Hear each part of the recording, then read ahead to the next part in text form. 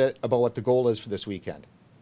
Well, the goal for this weekend is to get as many people into D.C. as possible to defend their right to vape. That's really what it is. And, it sounds like it's such a small thing, but it's really not. If this steamrolls through, I fear for the implications of what it could be later on down the road in other aspects in this country. I mean, just being able to unilaterally ban a product off of fake moral panic is just absolutely absurd. Absolutely absurd. And it's something that nobody, whether you're a Democrat or a Republican, conservative or liberal or libertarian, should be okay with, because these prohibitionist policies, they never work. They've never worked. I can't think of one thing in this country where they've gone, nope, we're banning it. It's done. It's over with. It's not coming back, where it's been successful. I don't understand why they keep doing this when they know it's going to fail, unless there's an ulterior motive. That's just how I feel about it. What could the ulterior motive be?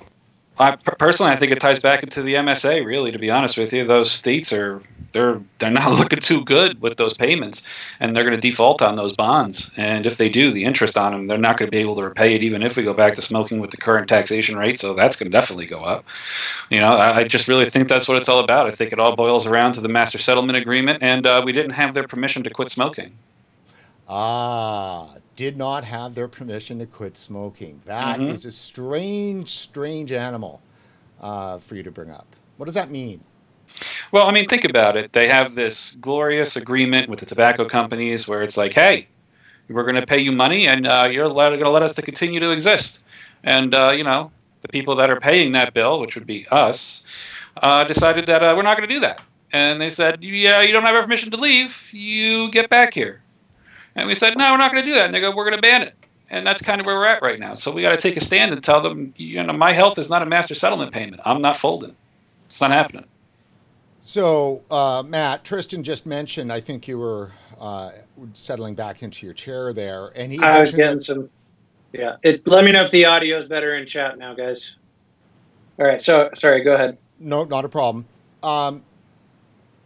So Tristan was mentioning that there isn't anything else that he can think of in the U.S. that's ever been banned like this before. And so I wanted to mention, let's think of some of the big things that this particular group of people, regardless if they're left or right, you all know I like to call them progressives, which can exist on both left or right. We need to call them something. We can't just call them those people, right? But so oil, they've had it in for oil. Banned? No. They've had it in for gasoline in cars. Banned? No. They've had it in for fracking. Banned? No. They've got it in for, obviously, tobacco. Banned? No. In fact, they encourage it. They say smoking's better for you than vaping. And then you can start going through the list of all the top horrible things that are out there, and they're all still legal. Mm-hmm. How is it that vaping has become this monster that they're able to effectively do something? They're on the verge of wiping out the entire industry, a multi-billion-dollar a year industry in the U.S., and forever hobbling the rest of the world's industry. I mean, let's not kid yourself. When they do this, the stigma that'll happen on vaping will not be able to recover from this. So, Matt, what's your opinion on how this happened? Well, I mean, they banned alcohol, but that was decades ago, 100 years ago or something now, right? And they have banned flavored cigarettes before, so we've seen that. But I think that there's so many different reasons behind this. I obviously think, I think you guys were talking about MSA. That plays a factor, whether or not it's passively playing a factor, or there's actually conversations in back rooms about trying to preserve the money. I don't know. Also, I think that people have, in this country especially, have a very puritanical way of looking at things when it comes to substances, especially. So when it comes to anything, it's like a quit or die scenario. Our form of harm reduction isn't the only form of harm reduction that's gotten nailed. If you read about the history of harm reduction back when it really started taking root in like the 80s, they were talking about harm reduction for opioids. They were doing needle exchanges, stuff like that. That was getting hammered as well. They don't like the in-between from from what I see. They don't like that in between. Like, they don't feel like it's real quitting. It's not good enough. And, people tend to have this no pain, no gain mentality where, so wait, you quit smoking cigarettes. You went to something that's better for you, but it's also more enjoyable than smoking. That doesn't sit right with us. So I think there's a lot of different things going on there, whether be corruption and money, but also just the way that people are still a little bit behind in this country when it comes to harm reduction and drug policy. Harm reduction and drug policy. I think that partly that is the misnomer for, that has kind of hurt vaping in one way, is because we're trying to associate so strongly with harm reduction, which makes sense. But I think a lot of people actually have, like you were saying, a real issue with the harm reduction aspect of it. And in some ways, it falls into the opponent's hands a bit, because we participate in demonizing nicotine to the extent that we discuss it as a very bad drug that needs, this harm reduction apparatus around it. If you understand what I'm saying on that. Tristan? Yeah. Sorry, go ahead. I mean, I was watching Grim Green show when he talked about the rally and the entire argument that the industry's had over the years. Somehow he was reading about a book that he read, and how they said that tying it to just solely to be about the health aspect would be our undoing, because all it takes is one death, one illness, let me actually add on that, one mysterious illness, because it's what we have going now, to unravel all of that. And then, well, what are you left with? You got nothing, right? You got nothing. If that was your whole shtick, you got nothing. But if you make it about personal choice, civil liberties, the right to choose what you believe is a healthier alternative, it's your choice, then it becomes, a very, very, very solid foundation of an argument. Because you could say to the government, who are you to tell me what I can do with my body? Who are you? How are you taking a choice away from me between, vaping and cigarettes? Who are you to do this? Your argument is so much more solid. It has much more meat to it. It can't fall apart that way, because they can't go, oh, we're the government, you're beat, slam. Well, that's pretty un-American. No politician wants to be labeled as un-American. Oh, definitely not. Yeah, not even the ones that don't like America. Yeah, See, exactly. I think that I tend to be wishy-washy in a lot of things, and people will tell me that, but I just don't think that there's one perfect argument for every person. So, absolutely agree. It's your body, it's your choice, that type of argument. I feel that way as well. I'm an adult. I should have the right to do what I want, no matter how dangerous it is to me. But I do think health plays a part as well. And on your point, when you were saying, demonize, I don't think that calling vaping harm reduction is demonizing nicotine. We're demonizing the delivery method. And, bottom line is that smoking has killed a lot of people. And so a cleaner way to get that nicotine fix and to still be using that drug is a net positive. Let me shoot us over here to an article that was just out today, ABC News in Australia. Doctors at odds over value of vaping as study finds it's just as harmful as cigarettes. And obviously the standard overall smashing of vaping. But what really struck me as I was going through this, besides everything else, was this line down here where the question is asked by the doctor, is vaping the new methadone? Oh, I suppose at this point in time, it's a similarity. And that's what I'm getting at. That's an imperfect comparison, but methadone has saved people's lives. It's not, I don't think we should be comparing vaping to methadone either. Two different drugs, two different levels of harm, but methadone is harm reduction when it's being administered in a clinic, when you're comparing it to people shooting up heroin on the streets. So, I mean, it is something that saved people's lives. No, and without a doubt. So I think one of the things that I'd like us to tease out a bit here in our conversation this evening, considering the fact that the ban is imminent and then the protest is imminent, is that, understanding that it's always been hard to get the messaging right. And some people within inside the vaping community are pretty passionate about the different avenues in which to go. How have you tackled getting everybody together on message for Saturday? And what is that message? Well, I really, for me personally, it's been rallying people around that, your vote is your voice. Even if you were going to turn around and say, there's a very passionate people, the Trump supporters, and I respect that passion. It's something to see. But, I've been trying to explain to everybody, listen, your vote is your leverage. Don't run around saying, I'm gonna vote for him anyway. You're just, that's like going to the table when you're playing poker, having nothing, flipping your cards over and going, I've got Jack, and just sliding it all across the table. Everybody's going to call you, But the other part of it is that you have to be very, very stern with, it's my freedom of choice. Who are you to take it away from me? And that seems to resonate with people a lot. And just by some of the feedback I've gotten in the chat here, we're going to be running with Matt said too, my body, my choice, because that resonated with a lot of people just now, man. I like that. So, that's really what it's been about. Personal choice. That's the whole crux of the entire argument that they can't take, isn't it? When you say it's my choice, well, what do they respond? I stopped myself from saying that because you're getting into abortion activists at that point, because they're kind of the ones that coined the term. So, but I mean, it stands obviously when it comes to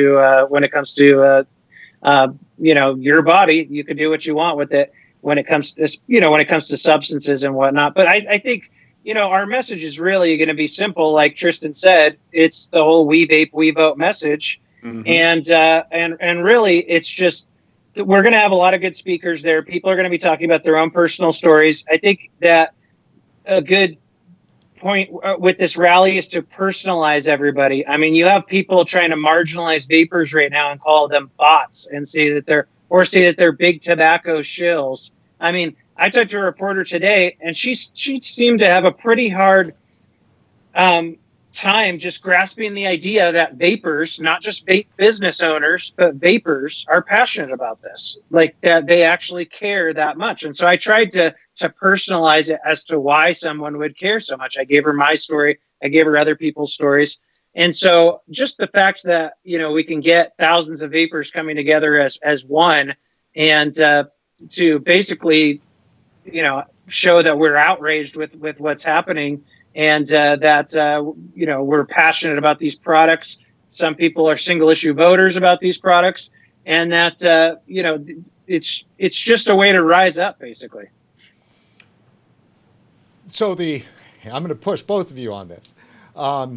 So the signs are just going to say "We vape, we vote," mm-hmm. because I asked that because that is sans a real political message, right? Like, if it's my body, my right, my choice, all these kinds of those, liberty arguments and stuff like that, those are got more of a resonating political message than the catch-all. And we do know that there has been pushback from some of the president's advisors to his campaign manager saying, well, we don't quite really believe that these are going to be single issue voters, knowing that a large majority of vapors, or a good number, at least half, are Democratic voters who are not likely to vote for Trump on this issue. And I think there's some calculating going on in the White House about that. Tristan? And that be that as it may, but a lot of them actually really are single issue voters. I deal with it in the group every day, and some of them are very passionate about that. There's also a bunch that are very passionate, and they are that way. They're going to vote down the line straight R, and that's fine. But the point is that come election day, if they're sitting there being driven back to smoking, or being forced to use a tobacco product, or vaping a tobacco flavor, that may change their mind. Everything sounds good when you say it in your head until you're actually faced with the consequences of the reality that you've chosen. It always sounds good. I'll do it no matter what, until it's something that you've really come to hate. We all work very hard to disassociate nicotine delivery with tobacco flavorings. We've worked very hard on that in our lives, in our journey through vaping. And to have that undone in an instant could be one hell of an eye-opener for folks. And I really think it will be. I do. Yeah. Yeah, well, I mean, it's also good to point out, like, just prohibition does not work. History, time and time again, has shown us that. it's never a good policy. And it's not like it's so unheard of that vaping is a voting issue for some people, because other drug policies have been voting issues for people, throughout the decades. So, it's, I think the beauty of the vaping industry is the fact that we're all ex-smokers, and ex-smokers come from all over the spectrum, different ages, different races, different social classes, different political parties, and we can all come together over this one issue that we're all super passionate about because we feel like it saved our lives. And I think that passion is going to show at the rally. So let me ask you this question. This goes to both of you. I'd like an answer from each of you. And let me start with you, Matt, considering that you just kind of took us there. And that's, my question is that how much of that passion has been impacted by the disaster that the scandal that we should be framing it as, of the CDC completely, totally lying and confusing in the public's mind THC, black market illicit vapes, which caused these lung illnesses, and e-cigarettes and nicotine vaping. So this is now 2 months in, and a lot has been deflated from the narrative of vaping being virtuous. So in the 4 years that we've been covering this issue, vaping, without a doubt, right, there was a virtue behind vaping. But now it's literally associated for millions of people with death. So how is that narrative changed and impacted the passion? It's definitely activated people more than I've ever seen them before, but this was also kind of a slow burn thing. I mean, we had I Vape, I Vote shirts back in 2015. I still have one, and so for just about as long as I've been vaping, since 2013, this industry and the community has been under threat. You had the deeming rule, and then the deeming rule being finalized in 2016. There's been other threats of vape bans and flavor bans on local levels. Speaking out against vaping. You've had Campaign for Tobacco-Free Kids and people like Stanton Glantz hammering vaping for years now. And so it's kind of been this slow buildup. And then, the lung illness issue and, the state flavor bans that we saw, and then culminating into this federal flavor ban, is just like kind of blown the top off. And I've never seen this many vapors as angry and activated as we saw in the past. Tristan? Yeah, it's definitely created, something that we did not expect to happen. I expected a really good turnout. I expected a really good, amount of anger behind it, but it has been absolute madness. People are pissed that they've been lied to. Absolutely furious. And I mean, the sad thing is that these are the orgs that are they're responsible for the safety of the people, is what they're supposed to be, and they've been anything but. They've been nothing part of a propaganda machine. So now people really feel like they've been screwed, because they're thinking, oh, you know what, CDC is going to do their job, it's going to come out that it was something else, and it took them forever to do it, and they knew the whole time. They knew the whole time, and they lied, and people know this, and they're pissed. So now they're coming out, not just because of what Trump said, but they're tired of the entire charade. Like, this dog and pony show has got to end, and the only way it's going to end is if people do their thing. It's really what it is. Truly, and I totally understand the pissed off aspect. How do you think that'll manifest itself at the event? Because it's going to be pretty raw. Oh yeah, for sure. But you know what? If how people have been acting and channeling that anger and doing productive things like blowing up the White House, writing emails, the White House phone lines, we own those. Every time we launch a campaign, we shut those bad boys down. Big wait times to get through, because there's so many people on there. It's inspiring, And just the other day, Trump went live right after we found out that they were going to pull some nonsense with the OMB, and we owned that live feed. It was something to behold. So I don't think it's going to be negative. I think it's brought out all the people that were burnt and said, "I'm done. I just can't take it anymore." And they came back. It rejuvenated them. It's been quite the experience and something to see firsthand. So I think it's going to be good. Would you describe yourself, Tristan, don't need to get into too many details, but would you be a leaning towards Trump kind of guy? I'm a pretty centrist kind of guy. You know what I mean? I don't lean really one way or the other. It's really about who I view is not, evil. Somebody that's going to, be okay with sentencing people to go back to smoking, and half of those people are going to die. I can't support that. I just can't. I mean, I don't see how anybody could. I know a lot of people are saying, well, we're running back into socialism and this, that, and the other thing, and that's all fine and good. But until something starts to break the chain that is the two-party system, it's just going to continue. That's the way I see things. You mentioned Trump supporters, and you've had some chit-chats with them over recent past. How have they been reacting? Because, of course, if they're a vapor, and if they're passionate about vaping, and they're also a Trump supporter, are they going through a major dissonance right now? Are they? How are they reacting? Yeah, that's what's happening. In most cases, that's what's happening, and it's a sad thing to watch because for a long time Trump was touted out going to save the industry. He's going to save vaping. It's going to happen, and then September 11th happened, and people were pissed. I mean, furious. And I'm not talking about the average person. I'm talking about Trump supporters. They were mad, and rightfully so. They should be. They absolutely should be. This was somebody that was propped up and said, he's going to do it. He's the anti-regulation guy. And he put out those 2 executive orders, and they were like, he's done it. We're in, boys. This is it. And it didn't happen. So a lot of them feel, really disillusioned right now. But there are some that just have blind support. It's still pretty inspiring to see that much loyalty in someone. I'm not even mad. I'm amazed.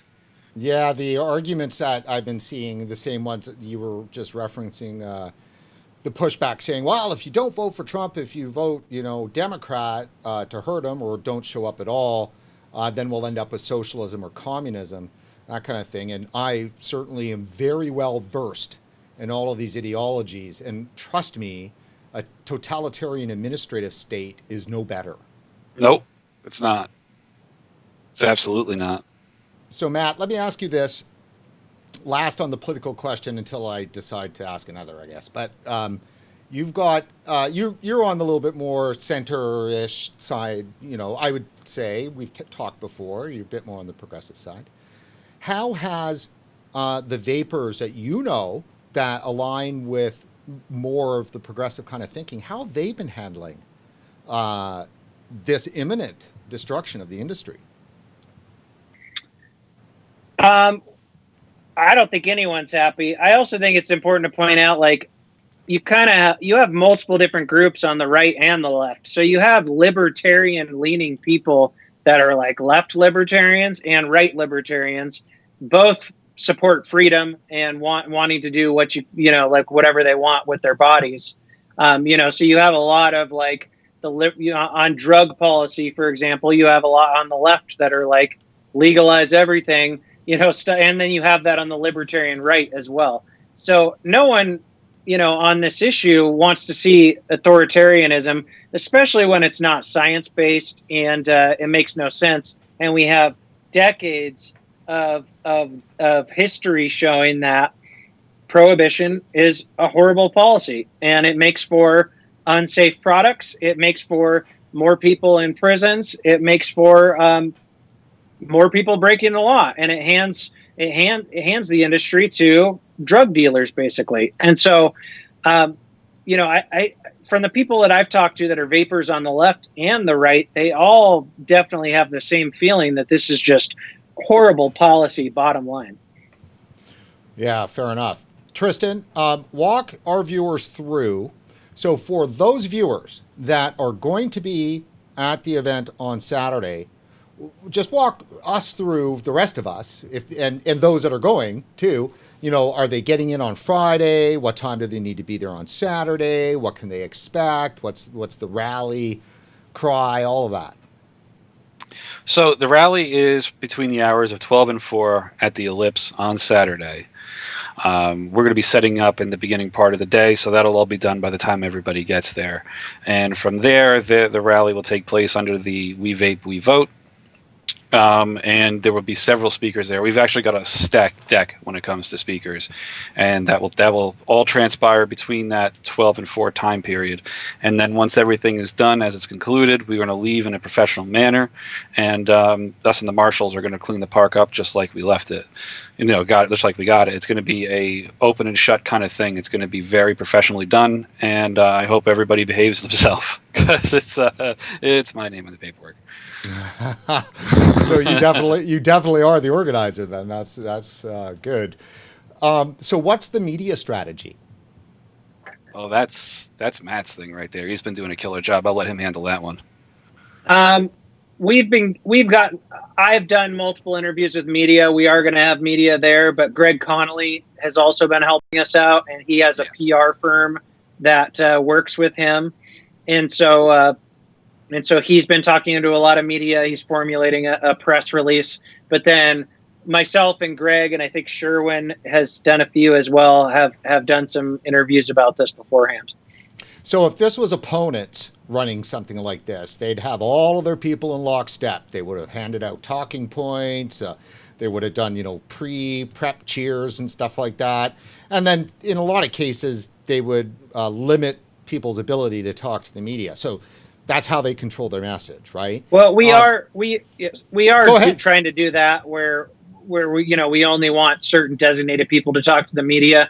As far as making it too choreographed, though, like that's just not organic. When they show up with 100 kids wearing the same shirts and they all do the same chant but look bored as hell, like that's not organic. Obviously, people will all be doing similar chants. We're gonna have a lot of the same signs. We're gonna have certain people that are designated to the media. We have marshals that are gonna be handling crowd control with radios and stuff like that. But we also want to show that this is a diverse crowd of people. These are vapors come from all walks of life.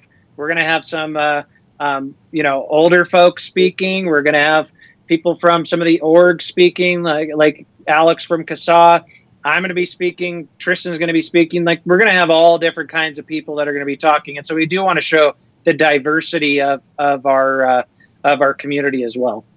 And I was going to ask that, is there any special speakers you can share with us, Tristan? I think everybody pretty much knows who's coming. It's all the major trade orgs are coming. Both the federal ones, SFATA and VTA, will be there, of course. You got CASA coming; they're going to be there and speaking as well. James Jarvis is going to be speaking. Everybody that everyone knows is going to be there. So it's not like only a few showed up. It's literally everyone. An industry that is normally divided, united on a single day for the most important event that this industry has ever seen. It's beautiful. Then there's speakers like Paul Blair is going to be speaking. Yes. Lindsay Stroud, Greg Conley, Tony from VTA, Mark from SFATA, Alex from CASA. So like it's definitely kind of a kumbaya moment getting all these different groups together and having some representation from each. And then there's going to be a lot of just consumers that are speaking as well, telling their own personal stories and how vaping has helped them. And all the speeches have been vetted too. Sherwin's been really good at that. So you have had some message control happening. Oh yeah. Yes. Well, that's good. That's heartening to hear. Very much so. Before we continue along here in what we're doing, I need to just jump over to our support site. This is support.regulatorwatch.com. And as always, we're making our passionate plea for folks and viewers who want to support our content, who have so far been great. You kept the lights on in October, and it's fantastic. I've still got to actually take off our big alert that I've got down here. Though November, we're fundraising for that now. And I'd like to just right now make sure that we highlight a couple of our great supporters. And of course, Flavor Art, who is supporting this video and has been supporting RegWatch for 4 years. And we will not be on the air if it was not for Sean Casey and the good people over at Flavor Art. And my heart breaks for them because, of course, they're at the center of this whole thing. It's the flavors that we all love, and that's what's getting banned. So thanks, everybody. Everybody should send a thanks to Flavor Art in some way or manner they can. Stealth, Premium Labs, and of course our monthly rock stars, and we've got some new ones that joined us, CJ Vapors, Starlight, who's I think out of Miami. I think that's where they are. That's great, but a lot of Canadian. We've got room for Americans here. Where are the Americans to fill this? There's only 2 Americans in here in our monthly supporters, and we're looking for $100, $250 a month. That'd be great if you can do that. And then our one-time heroes, of course, and they put in some decent money, and then our legacy supporters, which are all great companies that are responsible for RegWatch being here today. Again, that's support.regulatorwatch.com. And then I'm going to get I need to hire some people that know how to twist arms and maybe break them. Oh, somebody from the CDC. That's who I'll get. I was going to say Vaping Legion's pretty good at that. That's good. So, you guys, let's talk a little bit about the heart of the issue, and that, of course, is did I just leave it? I didn't. There it is. The heart of the issue, and that is our fine young American teens. They're just a joy. This entire cohort of kids who have been so responsible with their use of products. And then their fine parents who have done such a great job disciplining them, and so forth. So these are the new numbers that have just come out. National Youth Tobacco Survey 2019. So if you recall, last year at this time, we were just getting the numbers from 2018. So then Commissioner Scott Gottlieb came out on September 18th and started this whole thing by announcing that there was an epidemic of youth vaping, and that epidemic posed a clear and present danger to a generation of youth. And it's that language that they used that's powered the whole thing. And so, of course, what we know now, and what we even knew then, is that they didn't have the numbers to back that up. And it wasn't even until December of 2018 that finally the real core numbers came, and they were less than stellar in terms of proving an epidemic. So here they've had another year to send out their people and to try to bring back the numbers to prove their thesis. And so 2019 data just released, 5.9% daily use. And then the frequent use is 9.4%. And then have used an e-cigarette in the past 30 days is 27.5%. And that's the percentage number that is used in the media. It's used everywhere. It's the past 30-day use. According to FDA, and this is a tweet that they sent out, this was 5 hours ago, over 5 million youth are currently using e-cigarettes. And then in 2018, it was 3.6 million. And remember, that was already an epidemic. And so now it's 5 million in 2019. So, and this is what's crazy, is since 2011, this is the FDA putting it out. Current e-cigarette use among youth has increased dramatically, while current cigarette use among youth has continued to decline. So that pretty much guarantees that any academic and any journal that releases any study proving or seeking to prove a gateway theory, well, those journals just must be burnt to the ground. Yeah. Because, would you not agree, Tristan? I do. I absolutely do. The data's absolutely stacked against them now. Matt? Yeah, I agree. And I think with the flavor part of it, how they're now trying to show how mint is such a problem, all that really showed is that when you take away, the good tasting flavors, people are going to move to like the next best tasting flavor. So, they're now saying, oh, look, they're making a case right there because they don't want to ban tobacco and menthol, but they're going to ban mint and other flavors.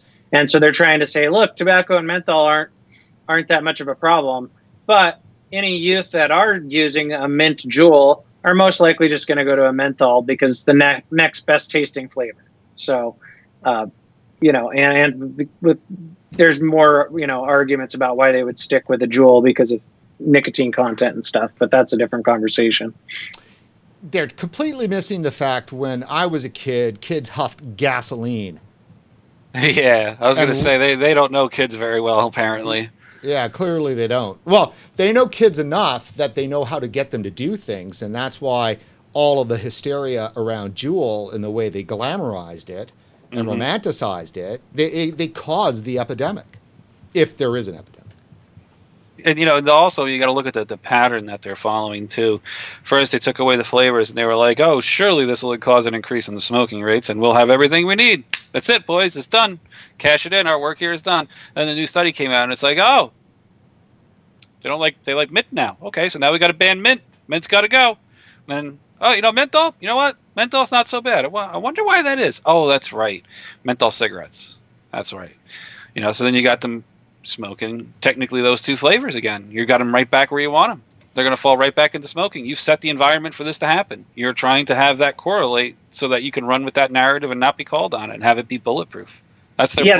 That's the messed up thing here is that like there was a recent study basically debunking the gateway method, saying there is no gateway effect. Sorry, that there is no gateway effect, but the bans create the gateway effect. So yeah, there wasn't one, but obviously, if you ban more and more vape products, more of those vapors will go to smoking, and then poof, gateway effect. It's like a self-fulfilling prophecy. It's so frustrating. Mm-hmm. Exactly And, that. and let's all remember that out of all of, let's say, what, millions and millions of words written in mainstream media in just the last 6 months, say, or even just two, but the millions of words and the hundreds of thousands of TV hours and talking heads and everything else that's on this, how much of that has talked about adult smokers? Next to nothing. Literally next to nothing. Unless you're talking about things put out by Greg Gutfield. Next to nothing. It's sad because they're ultimately the ones that suffer, and they're creating the future adult smokers by their actions. And personally, I feel like they know it. Smokers have been so stigmatized over the years that there is less empathy for them than just about any other, addict out there nowadays. And I think that there's also a class issue involved here because there's less and the smoking rates have gone way down in like the middle and upper classes. And so there's a class issue there. And, the smokers are kind of the deplorables. That's the way they're looked at now. And also, one other point worth bringing out is that part of why I think we see so much outrage about teen vaping is that we're seeing the teens that are vaping are from the middle and upper classes. So there was a garbage study done where basically they went through garbage of different schools, and they found that in the middle and upper class schools, it was primarily Juul stuff, other e-cig stuff. Then they went through the garbage of the poorer community schools, and they found cigars and cigarettes. But where's the outrage about that? There's none. But once the rich and kids, basically the rich white kids, are vaping, that's where all the outrage comes from, and that's all the moms all of a sudden are up in arms. I mean, look at the PAVE moms; they're all elitist, hoity-toity moms from New York that rub shoulders with the rich and powerful. So I definitely think there's something there that needs to be looked at more about why so much outrage about teen vaping when there's teens using other substances, other tobacco products, and other substances in general. Yeah, there is something more. We've certainly talked about the class aspect of this in the past on our show, and it's tough to get into it, with whole heart because it really cracks open some issues. And for one, let me localize, one of the things I wanted to say here with regard to the THC. One of the subconscious reasons or conscious reasons why they could not bring themselves to nail down THC as the issue is that it opens up a rat's nest for Democrats. And I'll say Democrats because, of course, 13 senators for the last 2 years keep signing letters to the FDA. They just did again. There's no Republicans on that. So politically, let me just localize it to Democrats for this particular part of the conversation. If you were going to do something about black market THC products that are killing Americans, well, what do? Well, first of all, you got to get a control of the drug. Well, you can't launch a war on cannabis if you're a Democrat. I mean, you can't do that. I mean, that puts you straight back into the 50s. You can on nicotine because so much demonization has happened on nicotine, and like you said, from a class issue, Matt, is that, it seems to be white, lower class. So, those are the deplorables. So they're easier to push away.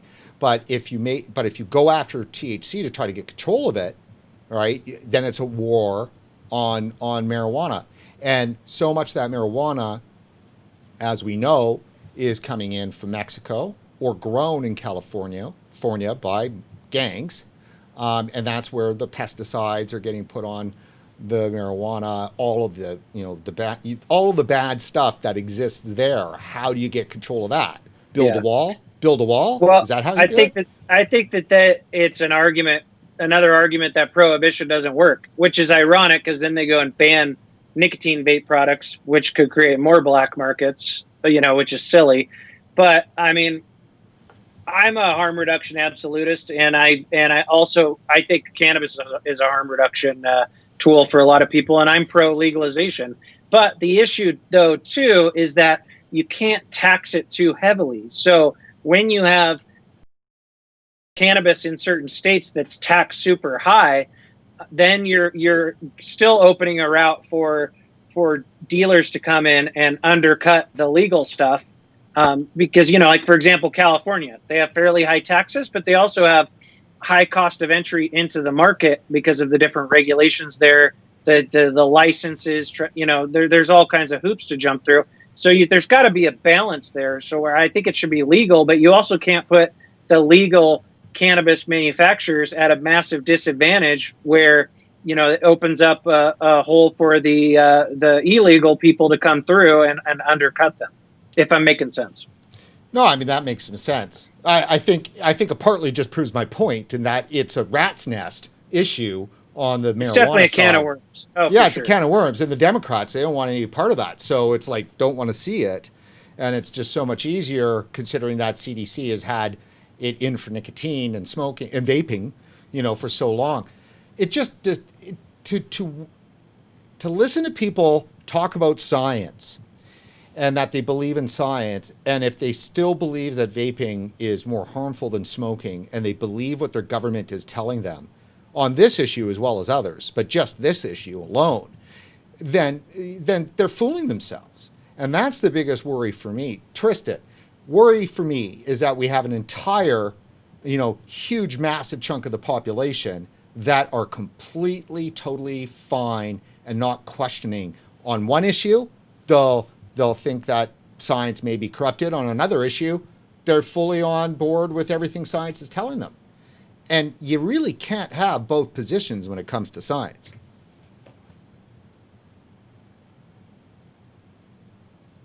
Tristan?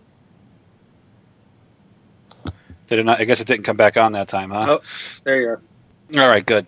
So, this is literally just like Reefer Madness all over again, where the government is coming out with bogus propaganda to slam an entire industry, and people that have already awoken and are aware of it on the marijuana, for the most part, just kind of sitting there staring at it going, yep, that's them vape products, they're bad. But at the same time, most of them aren't. But the general populace, that's the problem. And you would think that after a while, after being lied to so many times over and over again throughout history, that they would wise up to this, but they haven't. But that's ultimately what we need to start doing. We need to take the narrative back away from those that have it now. And I think that it's going to start with this rally. I really do. I think this is the tipping point for us. This is where it has to begin. I think that it's perfect timing for this. It's perfect timing for this. The news actually cares. There's reporters are looking for hot vape stories all the time.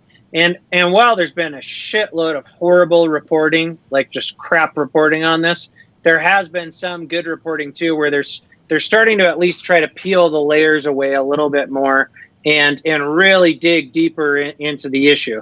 And so it's just perfect time for all of this to where, if we would have done this rally last year, even if we had a pretty decent turnout, we probably wouldn't even get pressed there. They wouldn't care enough. But right now, because it's such a, that I hate to be too much of an optimist, but the one silver lining to all this shit show that's happening is it's actually forcing more people to take a closer look at what's going on. They're taking a closer look at what the UK is doing. When I talk to most reporters, they have no clue what the UK is doing. You tell them that there's vape shops and hospitals over there, and their mind is freaking blown. They don't believe you. They do not believe you. Like, look into it. It's there. Look at all the government pro vaping advertising and stuff that goes on over there. Look at Stoptober and their quit campaigns and all that. And like usually they're just like, whoa. And especially with some on the left, because then they start putting it together like, well, the UK has socialized medicine and they promote these products. Maybe there's something to that. I'm not going to get into the argument, for or against socialized medicine, but I'm just saying like this has been a good chance for education when it comes to the public. And while the masses are still against us, at least we're starting to get some contrarians to kind of move over to our side and realize that there's more to this than just this big bad vaping industry that's trying to hook their kids. Matt, you did a live stream with the Vaping Greek, Demetrius Agrafodius, who we know well. And I understand that you had a good conversation in terms of if the vaping ban happens, what will that look like materially in actual process? And from what I understand, it was a good conversation. Are you able to share any of that? Yeah, I think that, Dimitri and other people as well think that obviously we're going to see some lawsuits. We know that the orgs are already looking at that. There is a good argument to be made that some major steps were skipped with this, and FDA's pulling some shady business. And so we're going to see lawsuits, and I'm sure they're going to be trying to get an injunction right away. Now, if that doesn't happen, there's no injunction, and the ban goes into place after that 30-day grace period. What it comes down to is enforcement. How are they going to enforce this? Because we've seen from the past that FDA has a big lack of enforcement. There are a lot of bark and not as much bite. Will they try to get states involved to enforce for them? But then they'd have to pay the states. And so then another question is, what kind of loopholes can people get away with?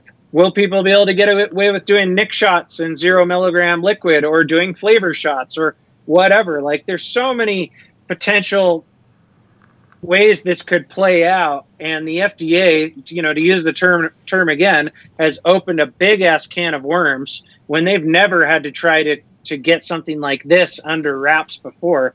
So, I'm not necessarily concerned about the seasoned vapors, people like me or Tristan or most people in the chat. They'll find a way to get the products that they want.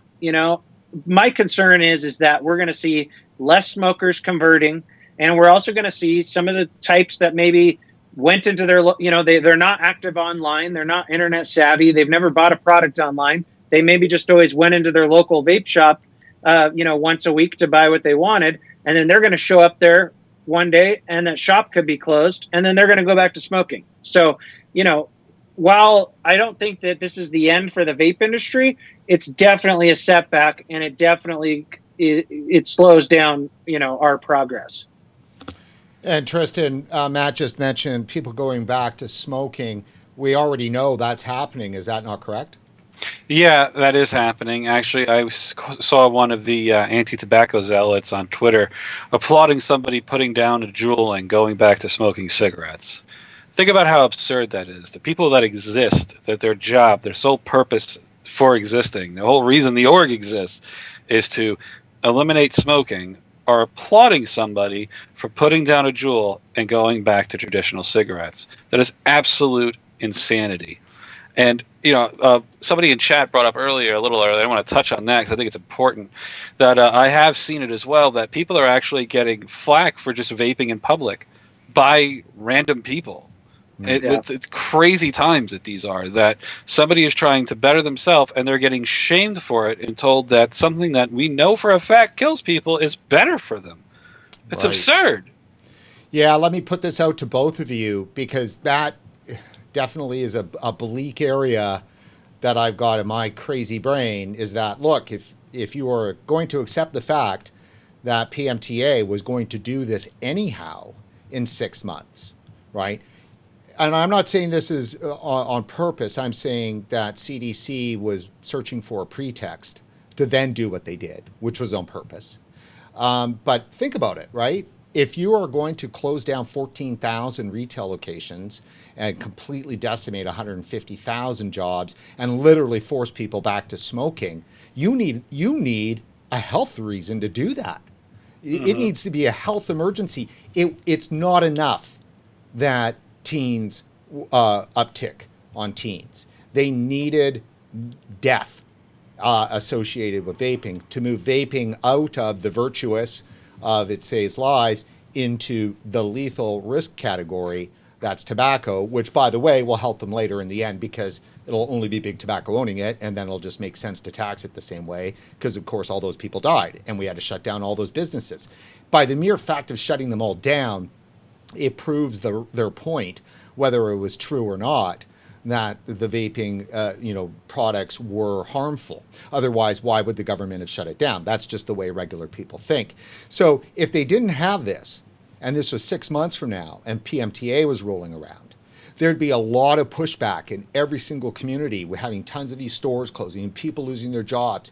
And with no medical issue, no emergency, no death, nothing around, that could have been a really big problem. I don't think they could have pulled off the gutting of the industry with PMTA without the lung deaths. No, I don't think so either.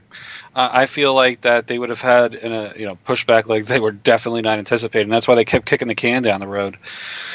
Unfortunately, because the entire argument was based on the whole health aspect, that's kind of where we're at right now. So we've got to make the change. I will say this though, that it is kind of fitting that it all falls into place way too perfectly. I mean, think about it. They needed an in. You said it best. They needed something to make this about a health crisis. I mean, even look at the illnesses when they came out. You know what I mean? They screamed lipoid pneumonia, lipoid pneumonia, lipoid pneumonia. And as soon as it came out with, somebody screwed up a batch of carts, not a problem, then it became mysterious illness. I watched that change happen almost overnight. It went from something that they knew that it was lipoid pneumonia or vapor lung or some other nonsense. They gave it a name and it was able to be refuted. And as soon as they saw that was being done in their comment section, narrative changed just like that. And they've been doing it on the fly ever since it started. And you just like last week, you saw people saying, "Oh yeah, look, just like that, people have stopped dying from carts." And then we had 2 more in the last 2 days. So it's being done deliberately. Yeah, and that's the thing is there's only so much control that they're going to have over this, so they have to keep moving and changing the narrative. So Matt, do you agree that, and again, let me just think of a local community.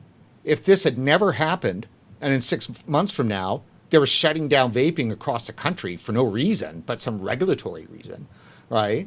What the hell? Like, there would be some real major pushback. Instead, you've got actual strangers now walking up to people vaping going, "How dare you? How dare you?" Yeah. I think that, some people have gone as far to say, are the lung illnesses even real? I think that they're real. The cannabis community was even warning about some of these products that some of the fillers and stuff. They were warning about this last year, all the way to 2017. But the way the CDC was handed a gift. They've always been, even Scott Gottlieb had said they were always skeptical of vaping. They were never as on board with vaping being a harm reduction tool as even FDA was. And FDA wasn't all that on board either. And so did they drag their feet? Did they purposefully make it super vague and instill even more fear than they really needed to? Yeah, I think they did. And they've made, Dr. Michael Siegel has made some good points on this, where the CDC has called something with less data. So, for example, they'll say, well, we still have 13% that are reporting only using nicotine. Well, they've called salmonella cases or E. coli cases with less. You're never going to get to 100%. Like, that's unheard of with epidemiology and with stuff like this. But when, all signs point to a certain type of product, the data tends to support it.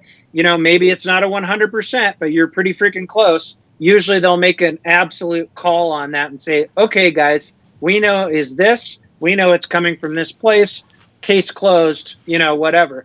And also, I think that another reason why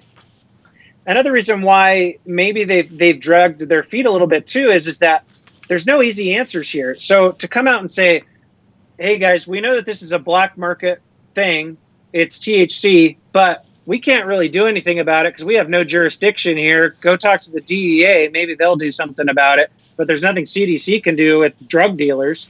It's kind of anticlimactic. And so it's like they purposefully just left it vague and put a big cloud over it. And it's absolutely harmed the legal nicotine vaping industry.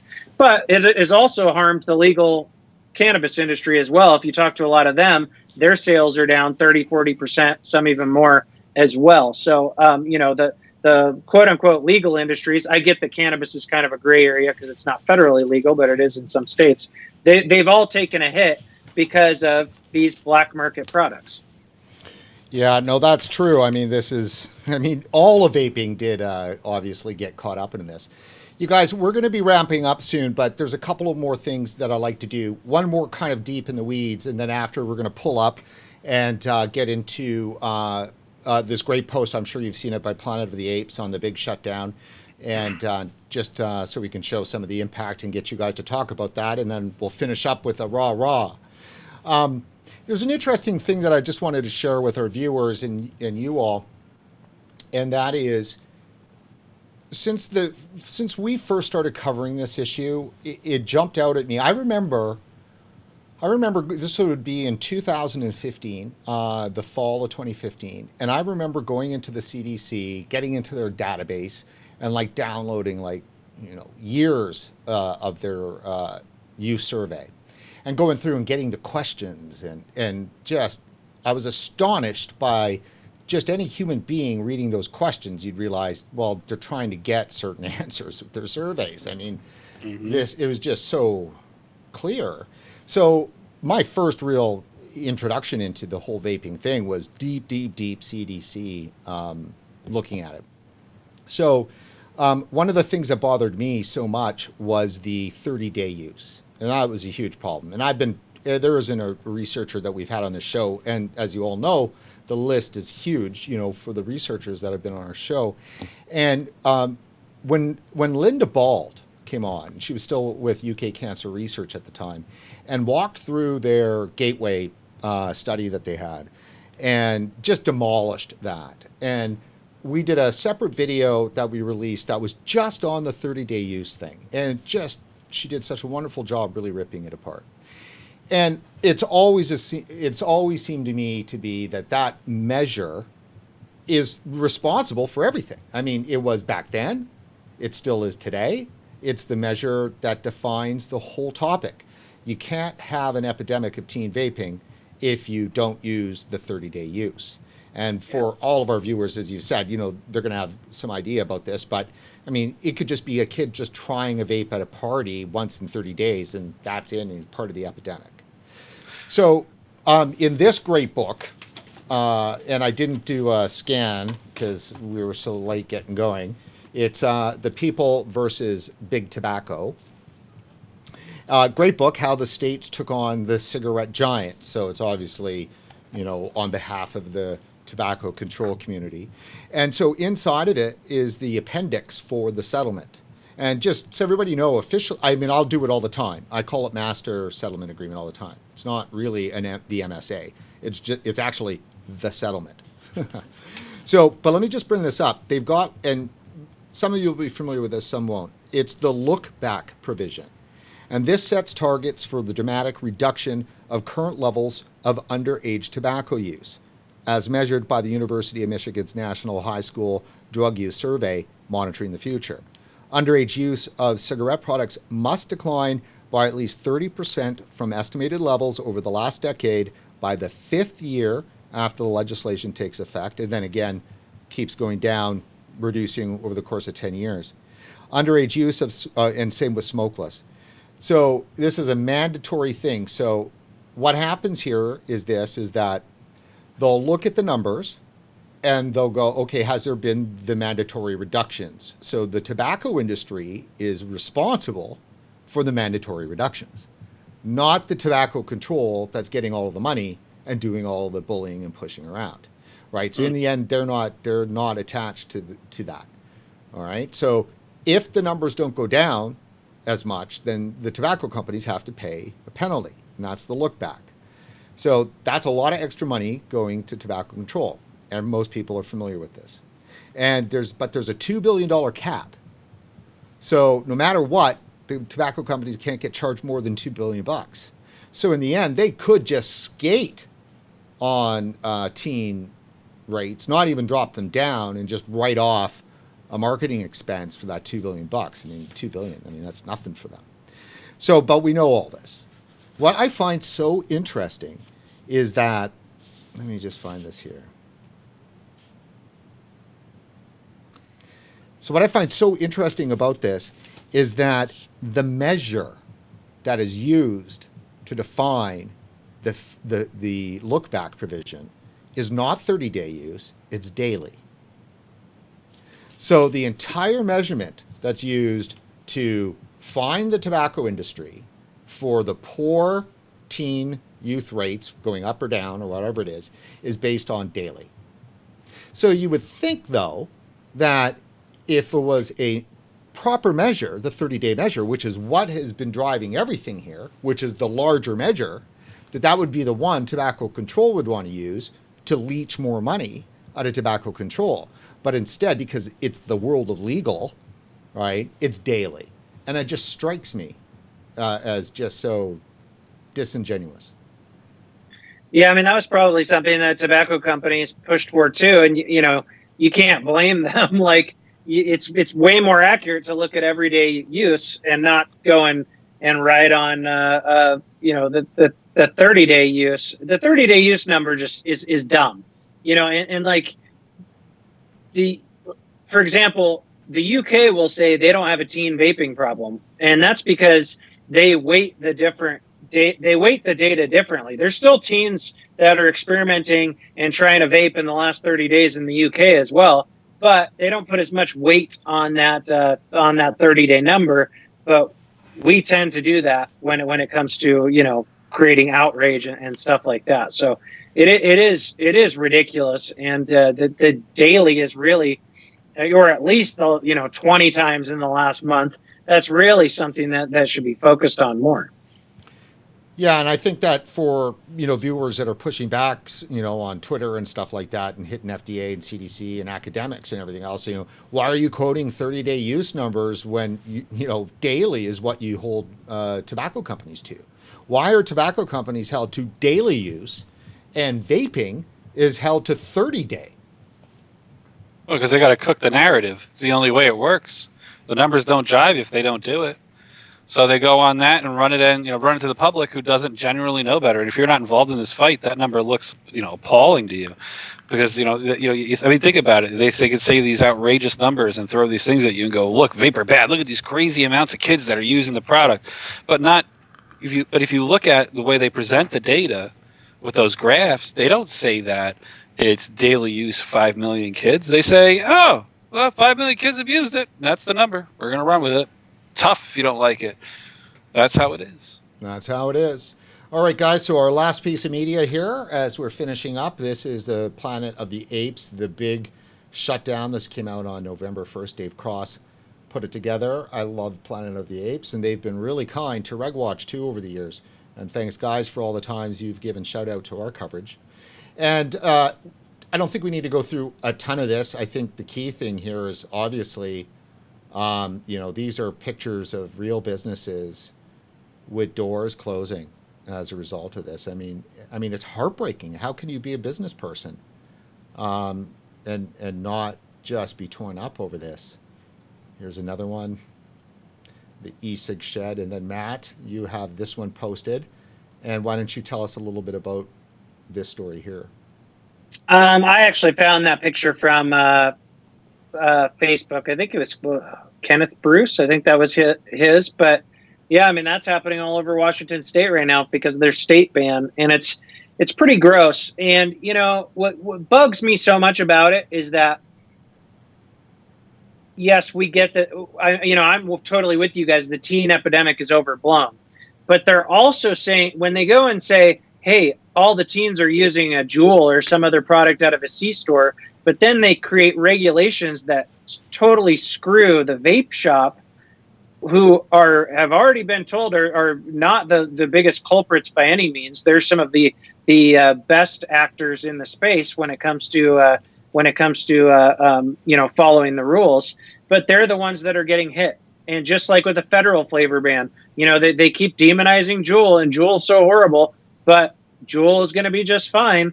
And it's going to be the mom and pop shops like that get hit. And that does not sit well with me at all. It really bugs me. Yeah, it's pretty tragic. Tristan, let's start wrapping up here. So to you, please tell us last things on the event that everybody needs to know and have in their mind that are going. And is there anything that those who can't make it, what can they do? Well, I think we've pretty much thoroughly covered what the people going need to do. Everybody knows that's going what needs to be done. But it's the people that can't make it that are just as equally as important. I don't want them to feel underaddressed. Guys, listen, if you can't make the rally, what you're going to be doing while we're out there is equally as important. Blowing up those White House phones, making those calls, making it happen, saying, hey, look outside, we're out there, we vape, we vote, is going to be just as key. Very importantly so, because, I mean, think about it. If he's not looking outside or refuses to, or the staffers aren't looking outside or refuse to, blowing up the phones lets them know, we know you're in there. And you have to be doing that. It's so important. So please, please, please do not feel dejected because you couldn't go. Don't do that. Your part is just as important, and we appreciate all the energy and time that you're going to dedicate towards it, and we thank you in advance. Fantastic. I'd like to give a shout out to everyone that has supported it in multiple ways, though, whether it be the people that have been, sharing info and getting the word out there, the people that have helped financially. There's been companies that have helped, like Mig Vapor. He was in chat earlier. He helped out a ton. Shout out to Mig Vapor, and also the consumers that have helped out financially and donated. We've had a really nice mix of consumer and business donations where it's been, what, Tristan, about 50-50 or so? Yeah, it's actually been a pretty even split. And so big shout out to everyone that's made it possible, because we couldn't, be doing this without any of you. Well, that's fantastic, guys, and thanks to both of you for showing up today and for our viewers who have tuned in. So that's it for this edition of RegWatch. Before you head out, make sure you go to support.regulatorwatch.com and dig in that wallet and toss us a few dollars. And don't forget to like us on Facebook and follow us on Twitter. For regulatorwatch.com, I'm Brent Stafford.